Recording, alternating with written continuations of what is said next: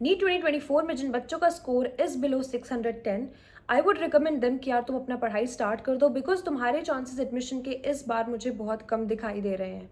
वहीं पे कुछ बच्चे जो भी ड्रॉप ले रहे होंगे नीट 2025 के लिए, यार ये वीडियो तुम सब स्टूडेंट्स के लिए है जो भी तुम नीट 2025 के लिए प्रिपेयर कर रहे हो। तो make sure to watch the video till end. इसमें मैं कंप्लीट डिटेल में बात करूँगी कैसे तुम्हें क्वेश्चन प्रैक्टिस करनी है, क्या रिसोर्सेज फॉलो करने हैं, किस तरीके से एनसीईआरटी को पढ़ना है, एंड क्या अगले एक साल के लिए तुम्हारी अप्रोच होनी चाहिए।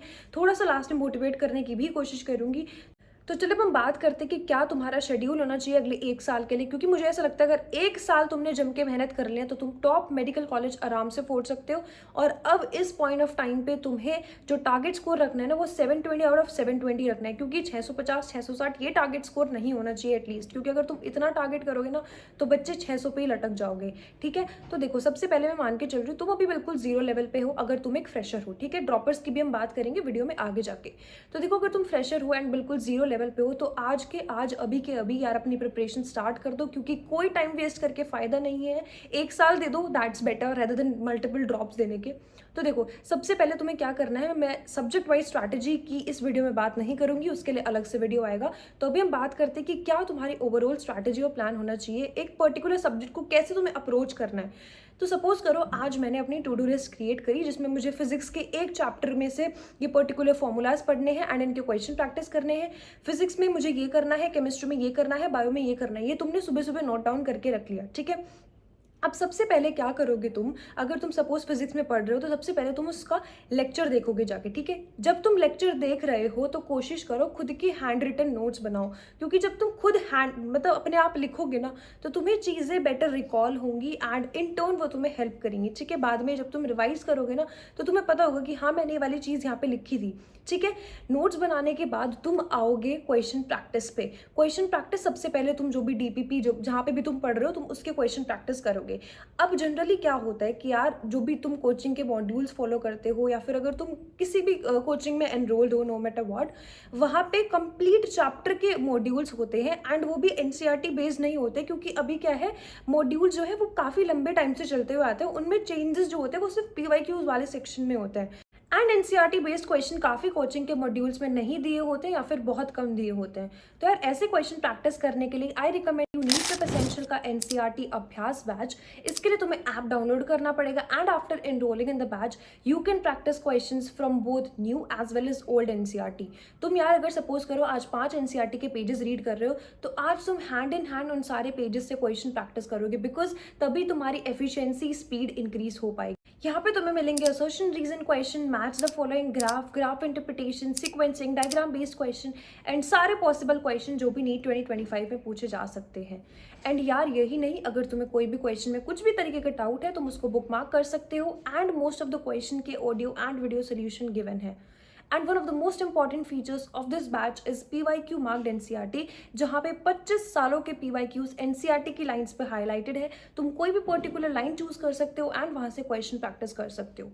एंड ये सब कुछ मिलेगा तुम्हें सिर्फ 2999 में। एंड यार अल्टीमेट कॉम्बो यानी अभ्यास बैच के साथ बुक मॉड्यूल्स वो मिलेगा तुम्हें 4999 पे। And for the first 1000 students you will get AR power up course free, जहाँ पे तुम्हें assertion reason, statement based, graph, graph interpretation and match the following वाले क्वेश्चंस एक जगह मिलेंगे। So what are you waiting for, go enrol in the batch now and यार भर भर के क्वेश्चन प्रैक्टिस करो, क्योंकि तुम जितने ज़्यादा क्वेश्चन प्रैक्टिस करोगे उतने ज़्यादा तुम्हारे नीट में सिलेक्शन के चांसेस बढ़ जाएंगे एंड उतनी ज़्यादा तुम्हारी एफिशिएंसी बूस्ट होगी। सो स्टार्टिंग से ही एनसीईआरटी बेस्ड क्वेश्चन प्रैक्टिस करना चालू कर दो एंड यार जम के पढ़ो। जो एफिशिएंसी तुमने नीट 2024 के लास्ट के 1 से 2 महीने में दिखाई थी ना, वही एफिशिएंसी अभी नीट 2025 की प्रिपरेशन में थ्रू आउट द ईयर दिखाओ, क्योंकि जितने ज़्यादा क्वेश्चन प्रैक्टिस करोगे ना बच्चे उतने ही ज़्यादा तुम्हारे को कंसेप्ट जो है वो समझ आने लगेंगे। आई नो अभी तुम्हें ऐसा लग रहा हो फिजिक्स के क्वेश्चन नहीं हो रहे हैं यार मुझसे, मेरे को तो फिजिक्स समझ ही नहीं आती है, और तुम फिजिक्स को भी साइडलाइन करके चलोगे। बट अगर तुम फिजिक्स को या फिर किसी भी पर्टिकुलर सब्जेक्ट को साइडलाइन करके चलोगे तो तुम्हारे सिलेक्शन के चांसेस उतने ही डिक्रीज होते जाएंगे। तो देखो अब तक हमने बात कर ली कि कैसे हमें लेक्चर लेना है, उसके बाद हमें उसके नोट्स बनाने हैं और कैसे हमें एनसीईआरटी अभ्यास बैच से क्वेश्चन प्रैक्टिस करना है। अब तुम मुझसे पूछोगे कि मैम हम खुद को एनालाइज कैसे करें कि हमें जो पढ़ रहे हैं वो समझ आ भी रहा है या नहीं। तो यार उसके लिए तुम्हें हर फोर्टनाइटली टेस्ट देना पड़ेगा, बिकॉज तुम जब टेस्ट दोगे ना और टेस्ट को एनालाइज करोगे तुम्हें अपनी गलतियों का अंदाजा तभी लग पाएगा। तो यार देखो, this is all for this video. मैं तुम्हें इस वीडियो में कंप्लीट बता चुकी हूँ कि कैसे तुम्हें पर्टिकुलर सब्जेक्ट को पकड़ना है, उसके पहले एनसीईआरटी से क्वेश्चन प्रैक्टिस करने हैं, फिर टेस्ट देना है। यही स्ट्रैटेजी रहती है यार पूरे साल, ठीक है। और जितना जल्दी हो सके अपना सिलेबस कंप्लीट कर लो, अपने आप को दिन और रात लगा दो, क्योंकि जो बच्चा दिन और रात मेहनत करेगा ना यार, रैंक उसी की आएगी। और अभी ये मत सोचो कि यार 2025 में पेपर लीक होगा, इतना हाई रैंक इन्फ्लेशन हो गया तो क्या, ये सब कंट्रोवर्सी में बिल्कुल मत पड़ो। पूरा प्रॉपर टाइम वेस्ट होगा, एंड इस पॉइंट ऑफ टाइम पे तुम बिल्कुल भी अफोर्ड नहीं कर सकते हो तो कि तुम्हारे 2 से 3 महीने इस कंट्रोवर्सी में खराब हो जाए, ठीक है। तो जो जोश तुम अभी लेके चल रहे हो ना, वही जोश तुम्हारा एंड तक होना चाहिए, और तुम्हारे को नीट 2025 में सिलेक्शन लेके जाना है। जो मन के अंदर आग तब लगी थी ना जब ड्रॉप का फैसला लिया था, वही आग को लास्ट तक कंटिन्यू करना है। अपने पेरेंट्स को प्राउड फील कराना है। एंड यार, अपने आप को व्हाइट कोट में इमेजिन करो, सोचो, पॉजिटिव चीज़ें मैनिफेस्ट करो। जब तुम पॉजिटिव चीज़ें मैनिफेस्ट करोगे ना, तो एट द एंड पॉजिटिव ही होगा, ठीक है। जो भी लाइफ में डिस्ट्रैक्शंस हो रही है, सोशल मीडिया किसी भी वजह से, उन सबको अवॉइड करो एक साल के लिए। सबको टाटा बाय बाय बोल दो, सब दोस्तों को।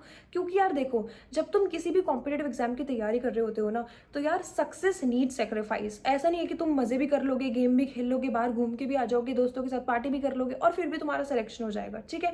तो ये सब चीज़ें मैं तुम्हें इसलिए समझा रही हूँ ताकि तुम्हारा एक साल में ही सिलेक्शन हो जाए और तुम्हें मल्टीपल ड्रॉप ईयर्स ना करने पड़े। एंड यार, ड्रॉपर्स के लिए मैं ये बोलना चाहूंगी कि आई नो तुम एक जीरो लेवल पे नहीं हो, तुम जिस भी लेवल पे हो, कि तुम्हारे अगर 600 आए हैं तो तुम्हें पता है कि सारे कंसेप्ट तुम्हारे क्लियर हैं। 2-4 चैप्टर ऐसे हो सकते हैं जो तुम्हारे वीक हैं, सबसे पहले उन वीक चैप्टर्स को पकड़ो। एंड यार, 1 महीने में 2 महीने में अपना सिलेबस खत्म करो, फिर हर दिन एक मॉक टेस्ट दो, क्योंकि जितने ज़्यादा मॉक टेस्ट दोगे और जितने ज़्यादा उनको एनालाइज करोगे ना, उतने ही ज़्यादा तुम्हारे को कॉन्फिडेंस बूस्ट होगा, एंड उतने ही ज़्यादा नीट में अच्छे मार्क्स आएंगे। तो यार, this is all for this video. And सारे के सारे जिन बच्चों ने भी मेरा वीडियो एंड तक देखा है, जल्दी से कमेंट कर दो अपना नाम और उसके आगे डॉक्टर लगा के, because we know that NEET 2025 is ours. And यार, जल्दी से अभ्यास बैच में एनरोल कर लो, because it will definitely help you in question practising. So bye bye guys, see you in another video.